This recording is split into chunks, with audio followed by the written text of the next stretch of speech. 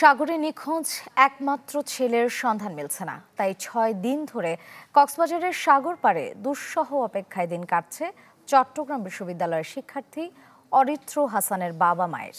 এখনও আশায় বুক বেঁধে আছেন আবারও ফিরবে বুকের ধন। তবে সর্বশক্তি দিয়ে খুঁজেও কোনো আশা পাচ্ছে না উদ্ধারকর্মীরা।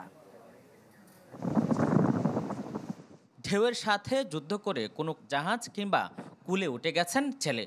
কোনো সময় নেটওয়ার্ক আসলে বাবাকে ফোন দিয়ে বলবে আমি বেঁচে আছি। এখনও এমন আশায় বুক বেঁধে আছেন সাগরের নিখোঁজ অরিত্রের বাবা সাকিব হাসান। তার বিশ্বাস ছেলে বেঁচে আছেন এখনও।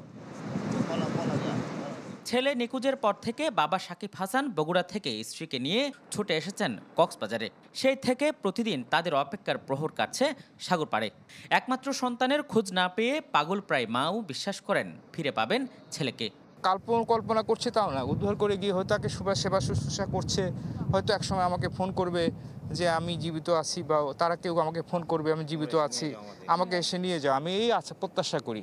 আমি মোটেই খুব অমূলক চিন্তা করতেছি না। এই অথৈ সমুদ্রে রেখে তো আমি আর যেতে পারবো না। আমার ছেলেকে রেখে আমি বাসায় একটা মুহূর্তও থাকতে পারবো না।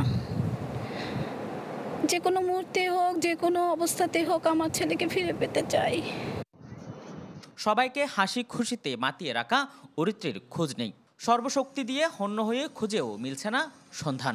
তবু আশা হারাতে চান না স্বজনরা। ওকে তো কিছুটা হলেও আমি লালন পালন করেছি। ওর অনেক খাবার যে ওই স্কুল থেকে ফিরে সোজা আমার বাসায় ঢুকতো আগে। এই আশায় আমরা এখনো বুক পেতে আছি। সাগরে আমরা কিনারায় খুঁজে বেড়াচ্ছি। আমরা আবার সব 8 ভাই বোন অ্যাটলিস্ট কখনো যেন তার কবরে দাঁড়ায় হলেও একসাথে থাকতে চাই। জীবনের কষ্টটা তারা এটা কেউ নিতে পারবে না। আল্লাহ পাক যে কি ভাগ্যে রাখছে, তার ইচ্ছায় উপরে ছেড়ে দিয়েছে। গত মঙ্গলবার সাগরের হিমছড়ি পয়েন্টে গোসল করতে নেমে অরিত্র সহ 3 বন্ধু ডুবে যান। এর মধ্যে 2 জনের মরদেহ উদ্ধার হয়। উদ্ধারকর্মীরা বলছেন সোনাদিয়া, মহেশখালী, মাতারবাড়ি সহ উপকূলের প্রত্যেকটি স্থানে খোঁজ করা হয়েছে, ব্যবহার করা হয়েছে ড্রোন। এমনকি গভীর সাগরেও হয়েছে অনুসন্ধান।